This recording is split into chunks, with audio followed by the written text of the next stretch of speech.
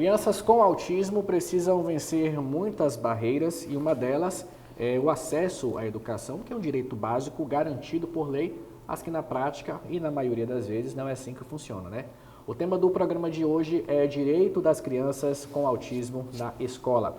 Para falar um pouco mais sobre este assunto, para abordar esse tema, nós convidamos o advogado Neviton Rios, que é especialista no assunto, também é professor universitário. Doutor, seja muito bem-vindo ao nosso programa. Boa tarde. Boa tarde, agradeço o convite de estar aqui mais uma vez no programa Todo Meu Direito para tratar de um assunto tão relevante, que é justamente o direito das crianças autistas na escola. Para a gente começar a nossa entrevista, doutor, quais são, né, os direitos da criança, por ela ser criança, né, e também pela criança nessa condição de autismo? Meu amigo, vou ser bem direto e objetivo. Tem os mesmos, tem o direito, o dever, o acesso à educação conforme como qualquer outra criança. A diferença a distinção aqui que a lei ela vai garantir acesso, vai garantir um suporte para que essa criança venha estar desenvolvendo. Entre grandes variáveis, de ter ali uma pessoa responsável para auxiliar a professora, auxiliar essa criança no seu desenvolvimento. Doutor, nesse período, né, de matrículas nas escolas, início de ano letivo, quais são, especificamente falando, esses direitos? A escola ela pode se negar a fazer uma matrícula de um aluno nessa condição? Tem uma cota, né, uma quantidade, né, exigida pela escola para poder receber um aluno autista? Em hipótese nenhuma, a escola pode se recusar a matricular uma criança autista ou com qualquer outra deficiência. Não pode. Mas o que é muito comum é a escola, de alguma forma, coletar a informação da mãe, do pai, na hora que se identifica que a criança é autista ou até mesmo com alguma outra deficiência, dizer o que? Não temos vaga. Porque a escola, o diretor, o proprietário, o sócio, sabe que não pode se recusar. Então vai buscando mecanismos para dizer, eu não quero, mas nem se comprometer, porque sabe que judicialmente vai ter que matricular a criança, vai ter que pagar a indenização. Então, o mais adequado é a mãe, o pai, o responsável pela criança, sempre ter contato via WhatsApp, que fica a prova, que venha, de alguma forma ali, buscar reaver esse direito. E quando a família, doutor, se depara com esse tipo de situação, né, com um aluno, uma criança nessa condição neurológica que é o autismo, o que fazer? Qual a orientação? Pode estar procurando aí até mesmo o PROCON, querendo ou não, escola é uma relação de consumo, é uma prestação de serviço, né, para tentar resolver isso. O Ministério Público, ele é responsável, já que ele trata dos direitos individuais e coletivos, e ele é o representante ali perante a lei, ele é o fiscal da lei, ele representa o menor de idade, ele tem que, de alguma forma, ali, fiscalizar isso. Defensoria Pública e, sendo possível, procurar um advogado particular para que ingresse com a ação judicial. Mas eu reitero isso, colete provas, guarde provas, porque muitas das vezes o não é silencioso. Não, nós não temos vaga. Vai dizer, nós não temos vaga porque coletou informação, e não quer matricular porque sabe que é um custo a mais. Vai ter que contratar uma pessoa a mais. Vai ter que modificar o plano pedagógico. Vai ter que ter uma prova adaptada para a criança. E tudo isso, para o empresário, que não é um custo. Então, muitas vezes vai dizer, não, nós não temos vagas. Doutor, hoje existe uma lei, né, que obriga a unidade escolar a contratar um profissional especialista, né, um profissional para dar suporte a uma criança, um adolescente, um adulto, seja lá de quem for, com o transtorno do espectro autista, não é isso? Exatamente. O senhor falou uma palavra, o senhor colocou aí, vamos dizer assim, 3 classes, 3 faixas etárias de idade. Criança, adolescente e o adulto. O acesso à educação não se limita somente ao primário, não somente ao ginásio, mas também nas faculdades, nas universidades, nos centros universitários. As crianças, os jovens, os adolescentes e adultos têm o direito a esse suporte. Porque eu vou falar de uma forma prática aqui, por já ter feito prova adaptada, por ter dado aula de forma adaptada para aluno autista. A prova ela tem que ser objetiva, tem que ser direta. Eu não posso ficar confabulando, eu tenho que trazer exemplos claros. Ainda que eu traga um caso concreto, eu tenho que colocar o caso concreto. Olha, fulano, exemplo do direito, fulano furtou, qual o crime? Subtraiu e tal, pegou o bem de A. Deu caso concreto. Embaixo tem que dizer, a pergunta quer saber qual o crime cometeu. De forma direta, objetiva. Para não confundir, Para né, não confundir. A mente do aluno, da pessoa em questão que tem o transtorno do espectro Exatamente, autista. porque aqui eu vou falar uma palavra, uma frase não tão técnica, mas justamente para todos que estão aqui nos acompanhando possam compreender. Eles levam as coisas, como dizem os mais velhos, no pé da letra. No pé da letra. E a escola, a faculdade, seja qual seja o ambiente de ensino, precisa ter profissionais preparados, profissionais que venham dar esse suporte. Eu mesmo tive um aluno muito inteligente, extremamente inteligente.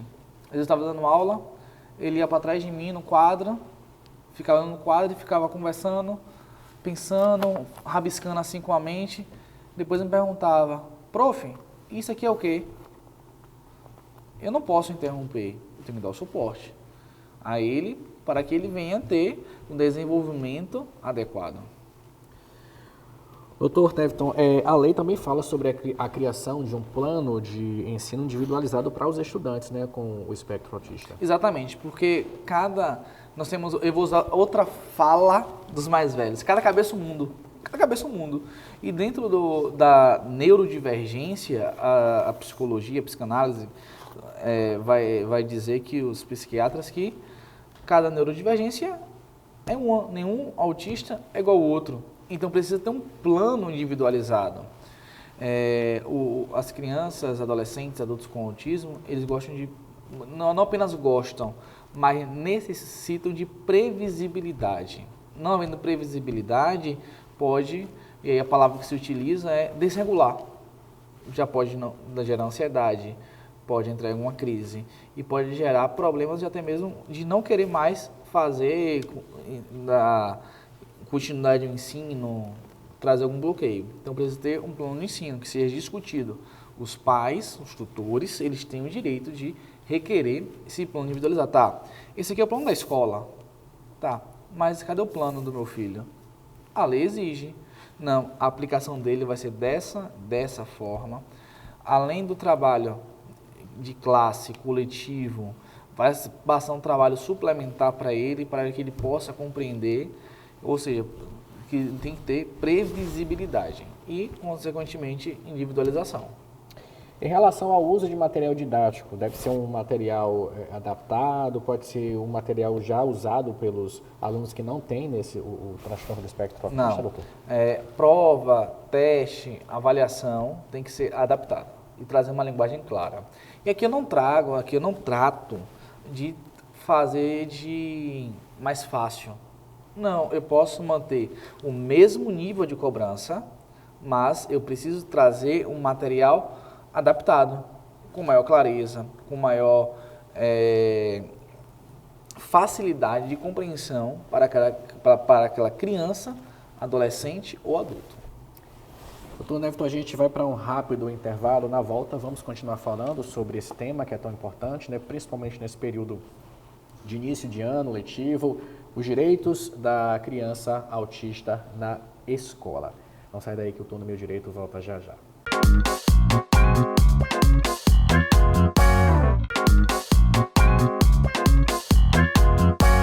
De volta com o Tô no Meu Direito para falar sobre o tema de hoje, né? Que é direito da criança autista na escola. Nós estamos aqui com o advogado Neviton Rios, especialista no assunto, também é professor universitário. Doutor, de volta aqui ao nosso assunto, a gente vai falar sobre os principais direitos, as leis, né, que auxiliam, que ajudam na rotina das crianças com autismo. Uma dessas leis, uma lei famosa, recente, né, que é a Lei 13.977/2020, que foi conhecida como Lei Romeu-Mion, né, conhecida por conta também do apresentador Marcos Mion, vou pedir que o senhor explique, comente sobre a importância dessa carteira de identificação e sobre o que fala, né, especificamente essa lei. Vamos lá, o grande ponto é justamente a identificação da criança, adolescente ou adulto com aspecto autista. Porque antes precisava levar vários laudos para dizer, olha, meu filho, fulano, tem um direito porque é autista. Hoje não. Ela vai levar de uma única vez para o órgão responsável e vai emitir essa carteira de identificação. Com isso, eu não preciso ficar comprovando, levando laudos para comprovar a prioridade no estacionamento, prioridade de atendimento, prioridade no estacionamento do mercado, prioridade na fila do mercado, prioridade até mesmo na escola ou na faculdade, ou seja, onde que seja, porque embora não exista tradicionalmente fila dentro de uma escola, mas a secretaria tem, não é esperar. Não, a criança tem prioridade sobre isso. E fora outros direitos que tem ali, que é referente até mesmo desconto em PVA, desconto na redução de impostos para a compra de veículo, desconto tributário, a depender, com o objetivo de justamente, e aqui eu trago o artigo 5º da Constituição, vai dizer que todos são iguais perante a lei. Ponto final. Só que essa igualdade é na perspectiva de quê, prof?